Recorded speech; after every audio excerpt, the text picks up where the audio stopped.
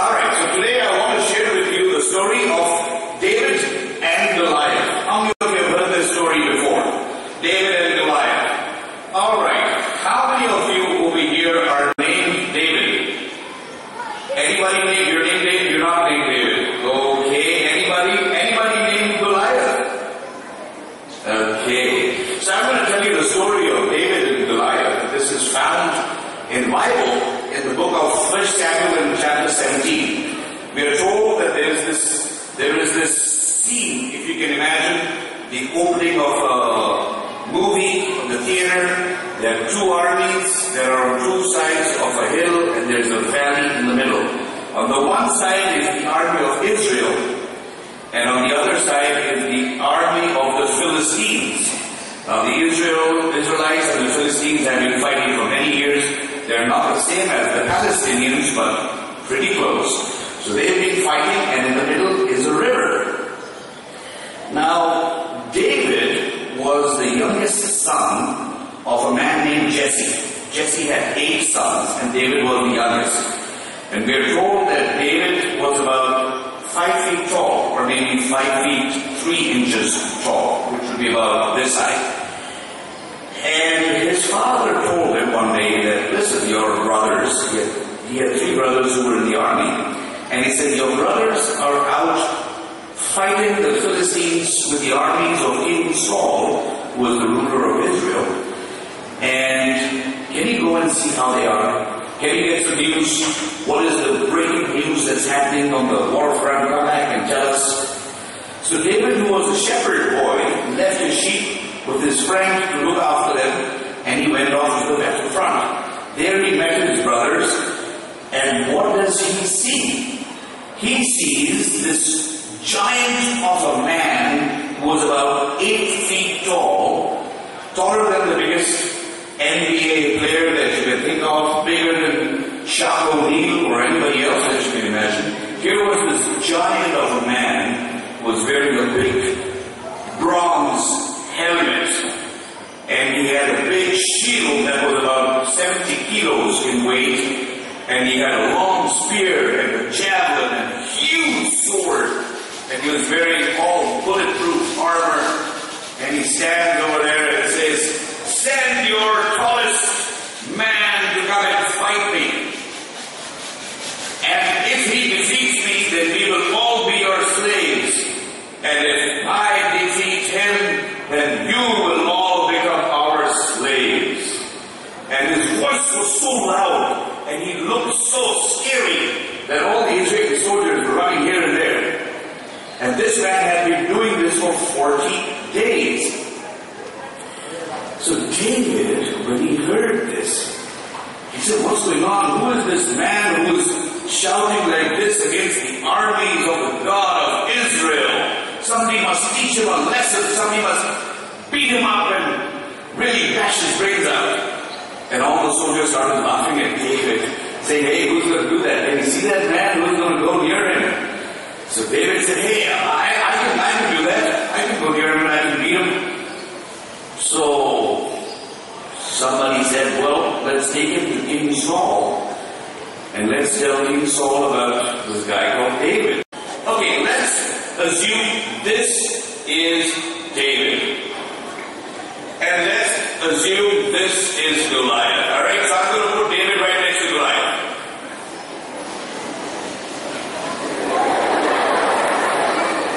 Okay, so now I am going to challenge David to fight Goliath. How many of you think David's going to win? Alright. How many of you think that Goliath is going to make tomato chutney out of David? How many of you think that if Ishmael sat on top of her, that would be the end of her student career? How many of you guys think that?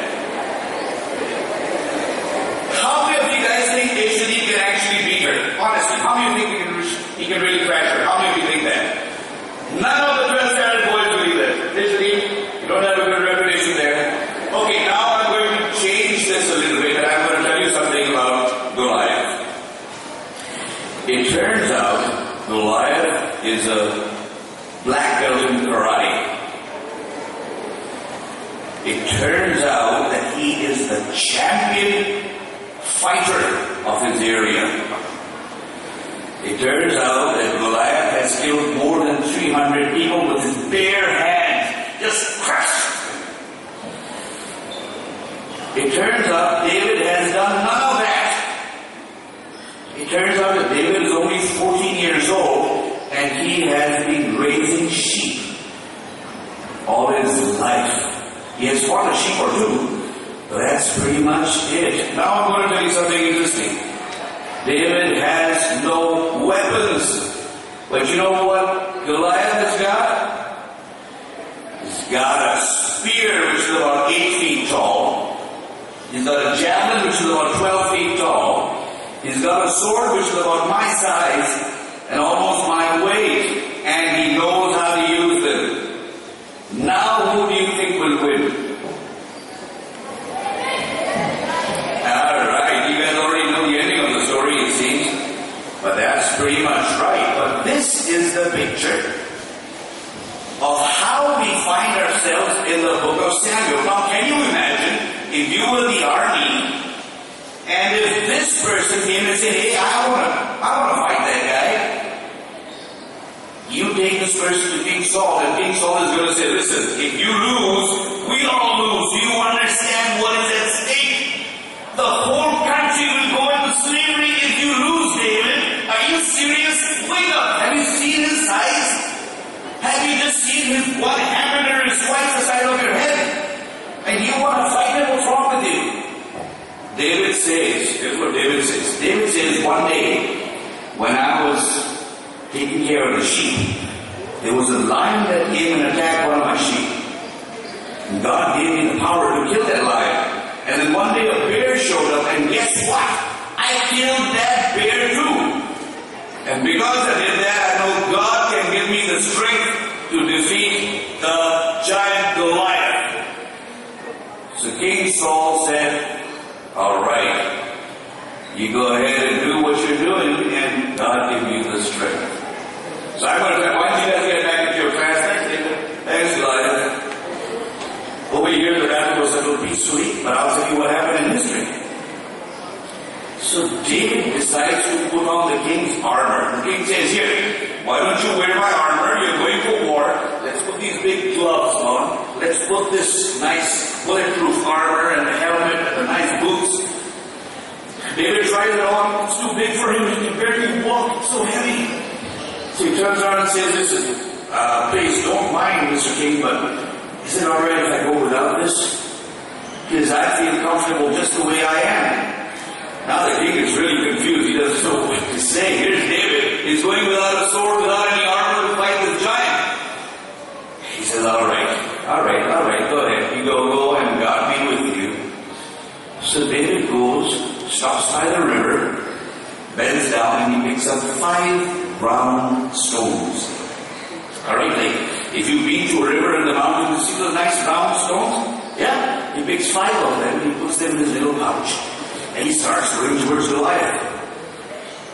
Now for 40 days Goliath had been shouting and nobody had come. But after 40 days, who shows up? This little puppy. He's coming into the battlefield.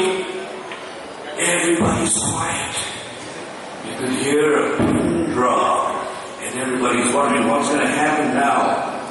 And Goliath shouts and he says, what do you think I am, a dog? You're coming with a stick to fight me? I'm going to cut your pieces and I'm going to feed them to the birds and I'm going to feed them to the dogs. I'm just going to kill you. I'm just waiting. David turns around and says, hey, that's what you think? Let me tell you what's going to happen, buddy. First I'm going to kill you.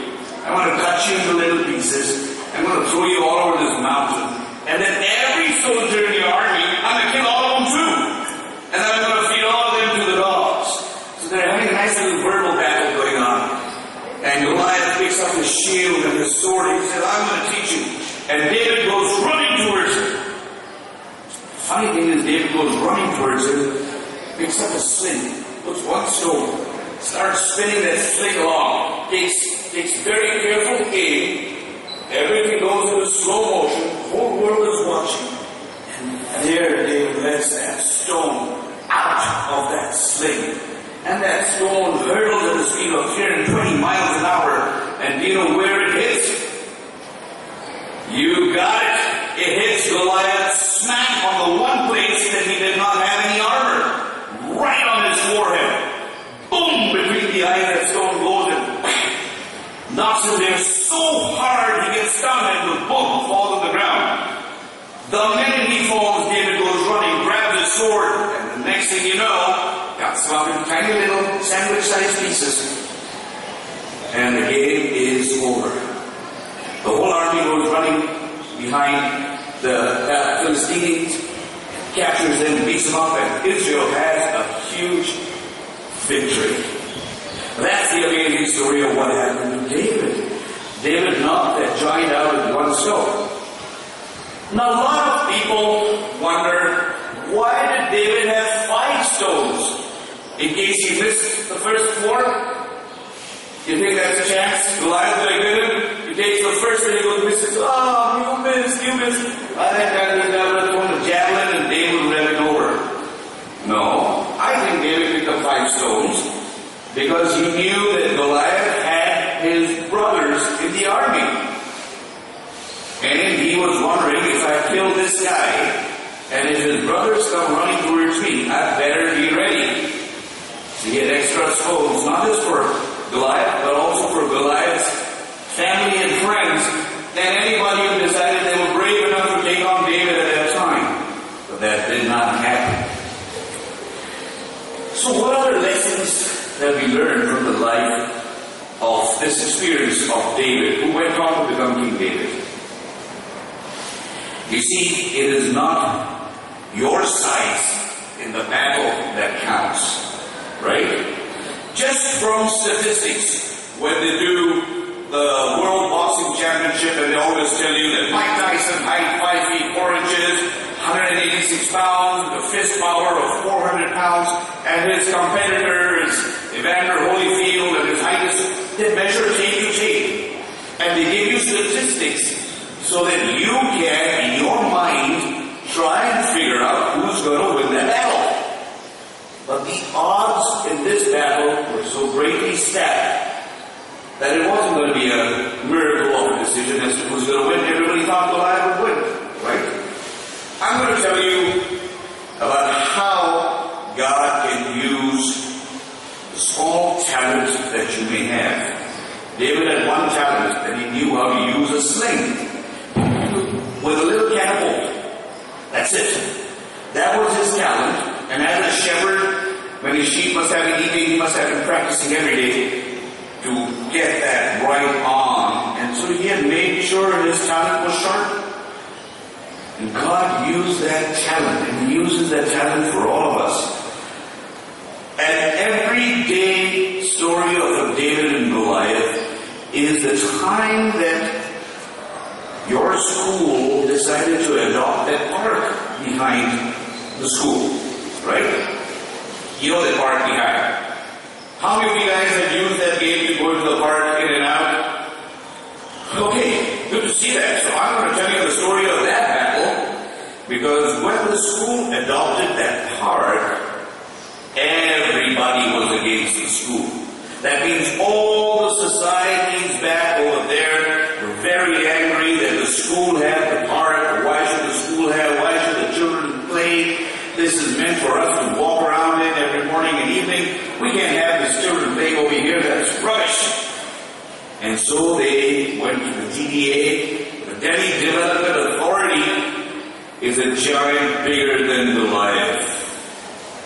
It is made up of some 56,000 employees who all work at the lightning pace of a snail.